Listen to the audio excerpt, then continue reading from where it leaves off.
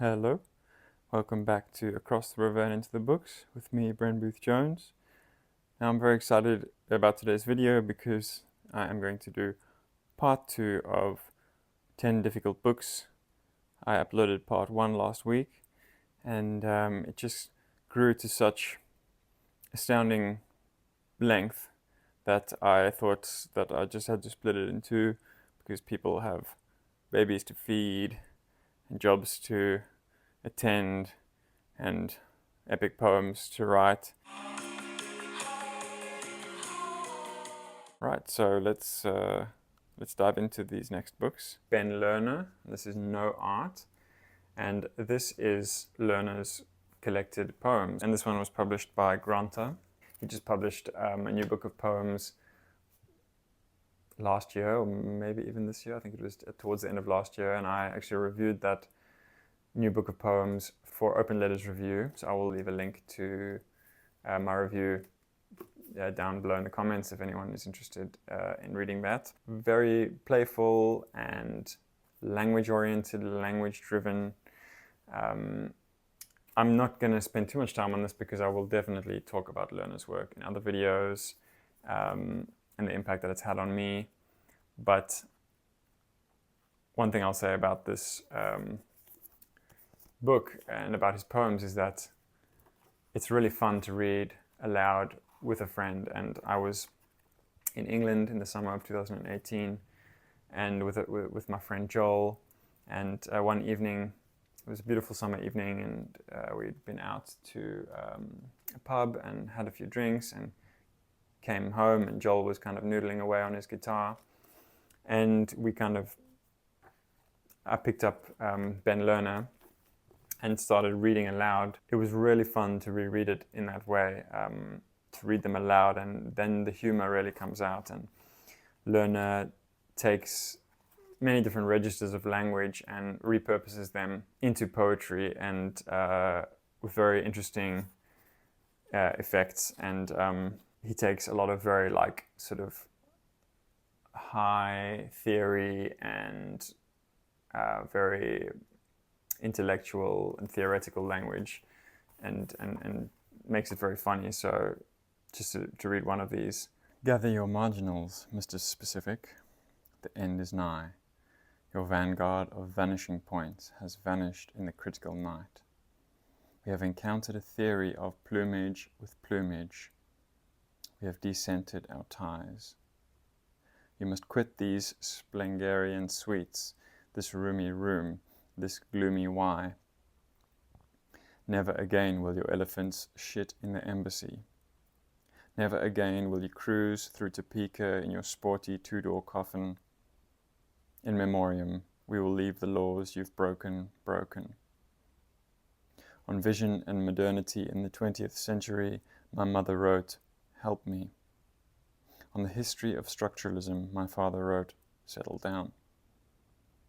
On the American Midwest from 1979 to the present, I wrote, "Gather your marginals, Mr. Specific, the end is nigh." I wish all difficult poems were profound. Honk if you wish all difficult poems were profound.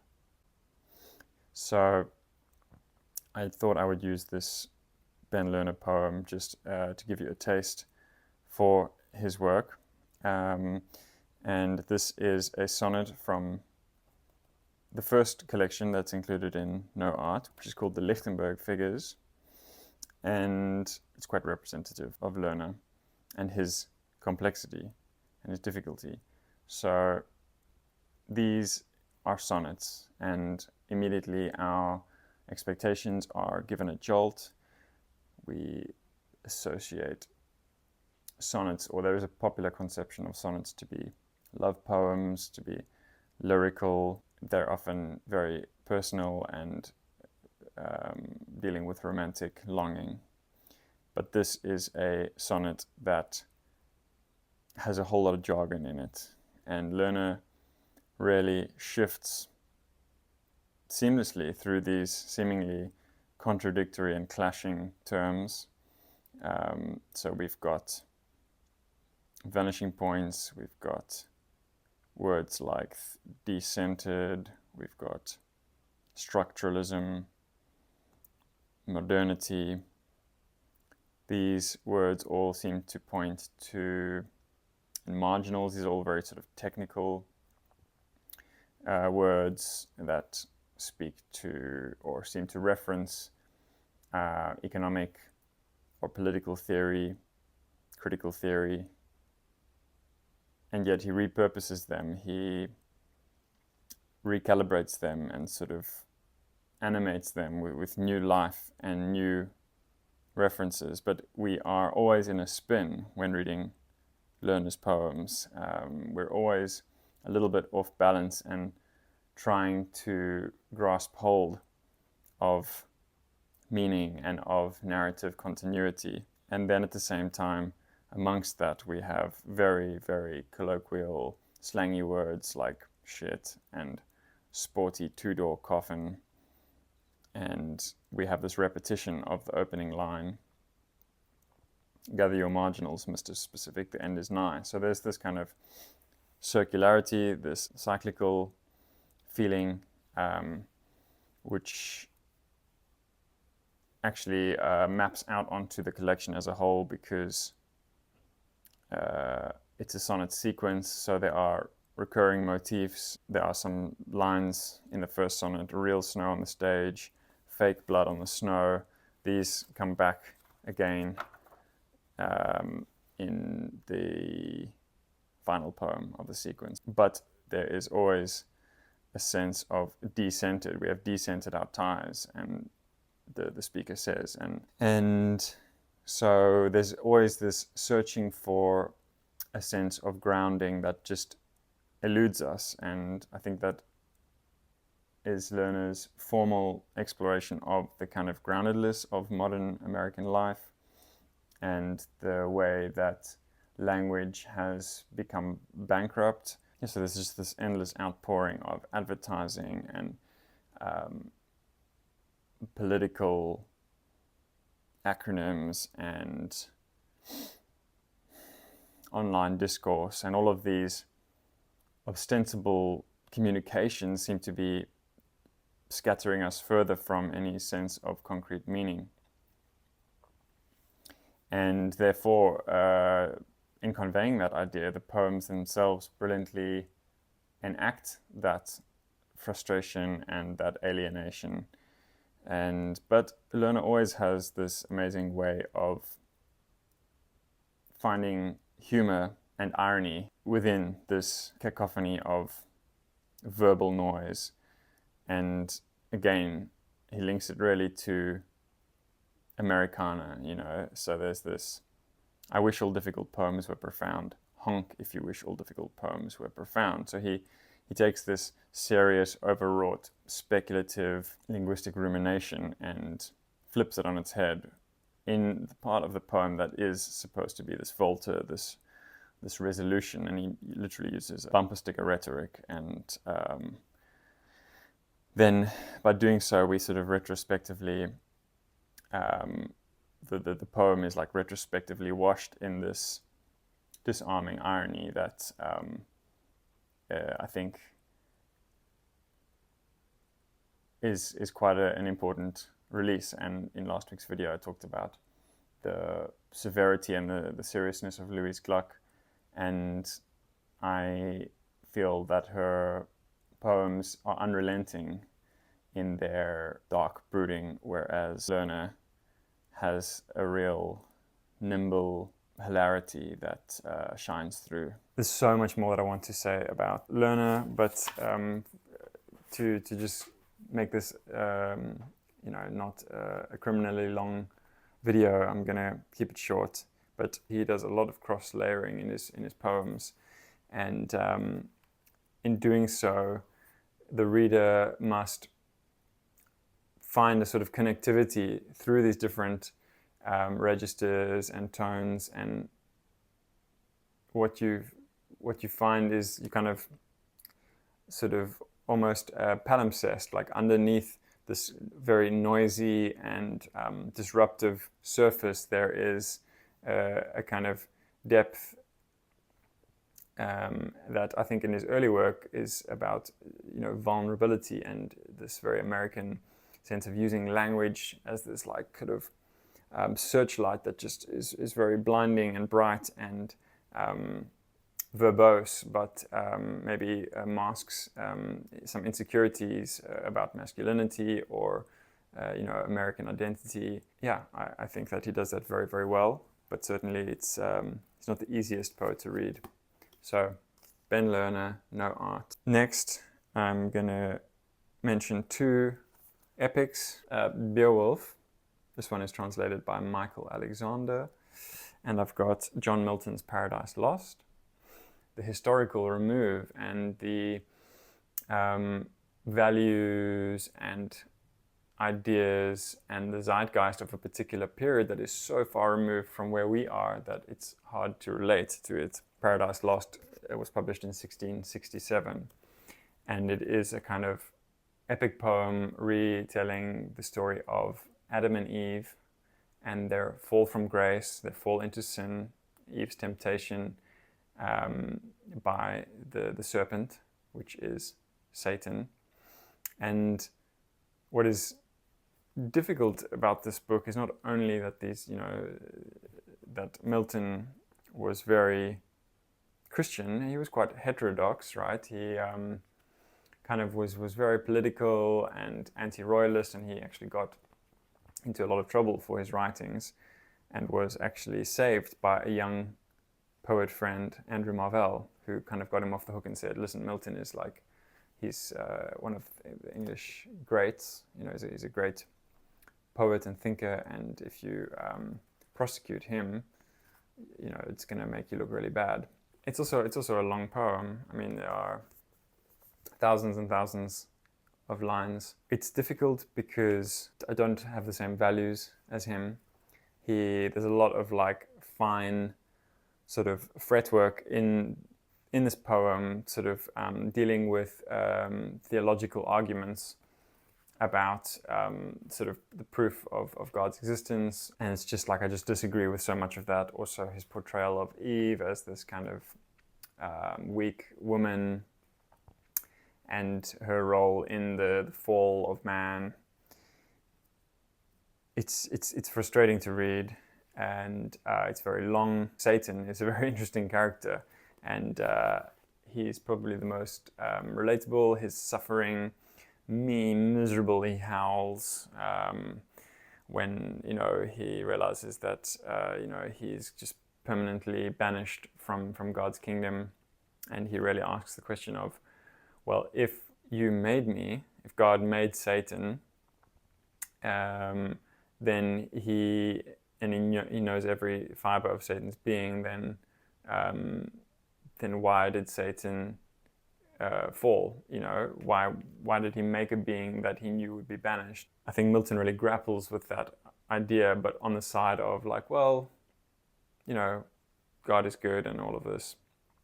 So it's a conflicted book. Then Beowulf, again, this is a book with different values than what many of us today would hold as sort of morally imperative.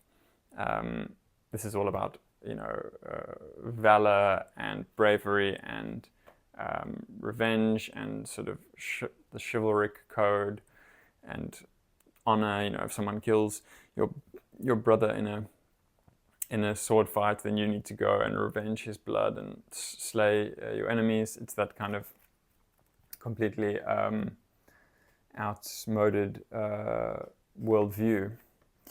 And also the names are very difficult. Here at the back of this edition, there's like a family tree. So you have Herobild, Hathkin, Hygelac, Edgethiau, Beowulf, Heardred, Eofor, Skildings, Hilfdene, Hrothgar, Holga, Herogar, Hereward, Herethetic, Herethmond, Freoru, Hrutholf. I'm probably mispronouncing all of these, but yeah, that's the point I'm making, is that it's really difficult, these names.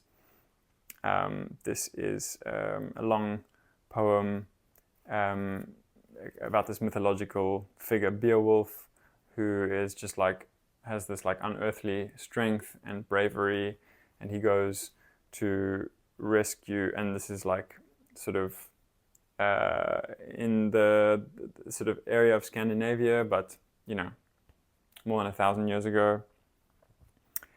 And he goes there to fight this monster Grendel, and then Grendel's mother.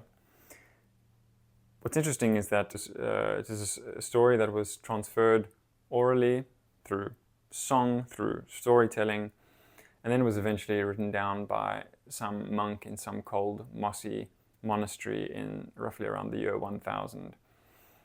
And there's this strange and incongruous overlay of Christian values that scholars think was sort of done afterwards, because the monks were Christian monks, and they were then trying to sort of recalibrate this poem with its sort of old Viking codes of honor and Germanic mythology and Germanic deities, and trying to kind of put a sort of Christian moral code into it. So in there's places where it's like suddenly we're praising God for the strength that he's given Beowulf, but it doesn't. It's very disconcerting, because it just clearly is like been sort of pasted over. So in that sense, it's difficult as well. But this is really one of the foundational works of the English tradition, and for that reason, it's really worth reading. I would recommend reading it aloud, even though the names are hard to say, because it was part of that oral tradition, and you can really get into the flow of it. Well, you may have noticed that there's a bit of poetry here, and that is because I read a lot of poetry and write a lot of poetry. So we've got more poetry. We've got Wallace Stevens, The Collected Poems. It's more than 400 pages of poems spanning his whole career. There are 7 collections in here. And this book is difficult because Stevens was stylistically, formally, a very abstruse, dense poet in terms of his style. Imagination was so important for Stevens, and so he takes ordinary settings that start off, about a woman sitting in her dressing gown on Sunday morning, and you think, okay, it's just a sort of domestic setting, but it spirals and spins and glitters out into just complete, deep, fantastical imaginings. And reality for Stevens and language was just all about the escape from the mundane into this fecund, rich efflorescence of imagination. And that was for him true living, that was for him true art. A very disciplined and concentrated use of language to convey those imaginative sweeps and shifts and leaps. So this is one of my favorite Stevens poems. It's called A Rabbit as King of the Ghosts.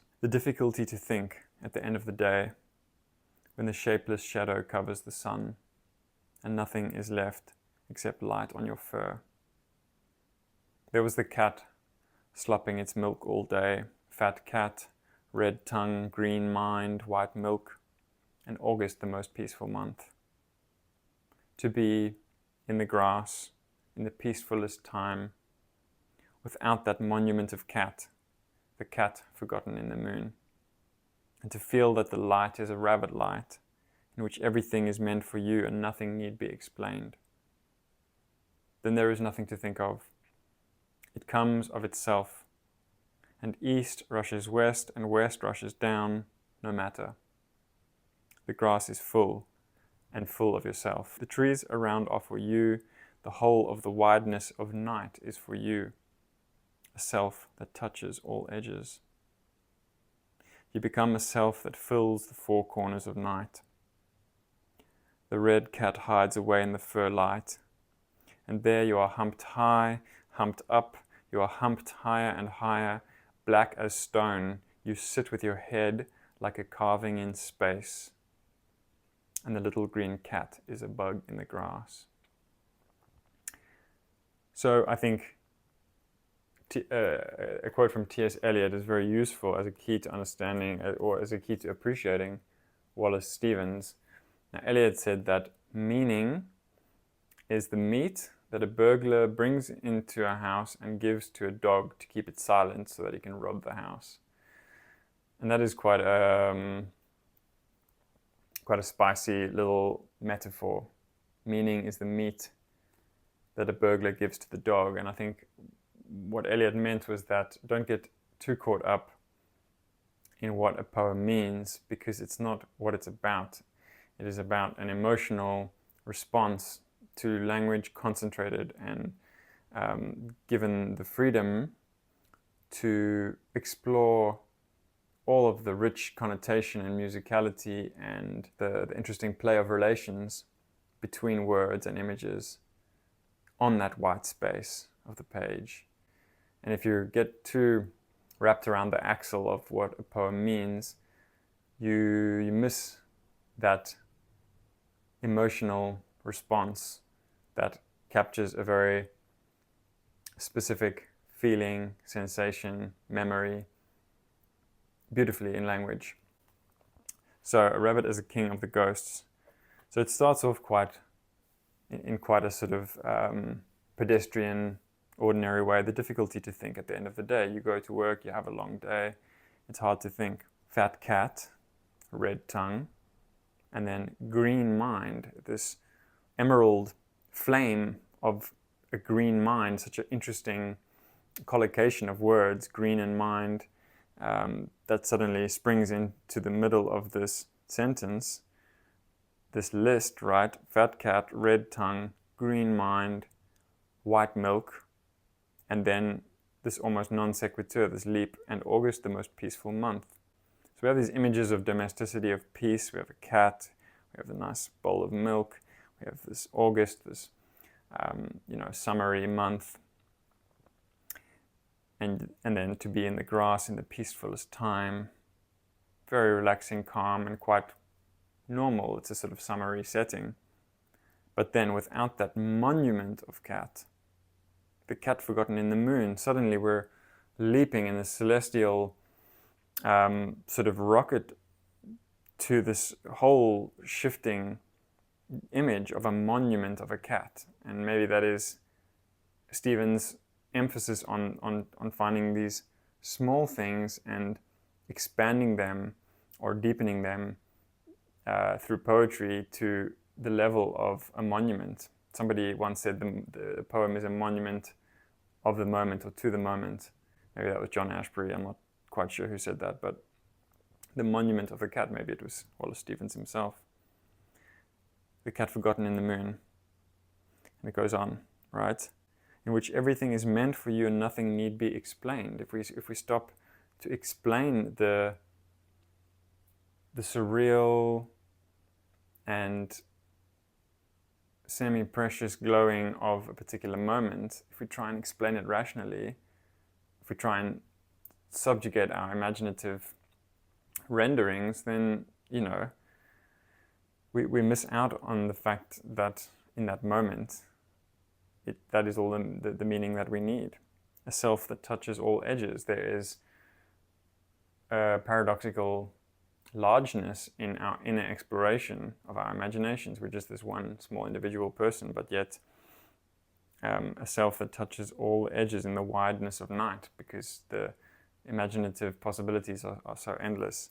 And then this very striking, stunning and vivid image, you sit with your head like a carving in space, and the little green cat is a bug in a grass. Just these two contrasting images of this gigantic carving, so large that it reaches up into space, and this cat is suddenly, it's a bug. There's this kind of transfer in which all of the figures or the objects are kind of shifting and metamorphing in unexpected ways, beautifully in the poem. Right, I'm gonna stop there, and I'm gonna say thanks very much for watching. I hope you enjoyed this video, and please let me know what you thought of these books, if there's any others that you would recommend as big, meaty, challenging books that I could read and talk about in my next 10 difficult books. Do check out To Readers It May Concern. He did a fantastic version of this video. All right, see you guys next time.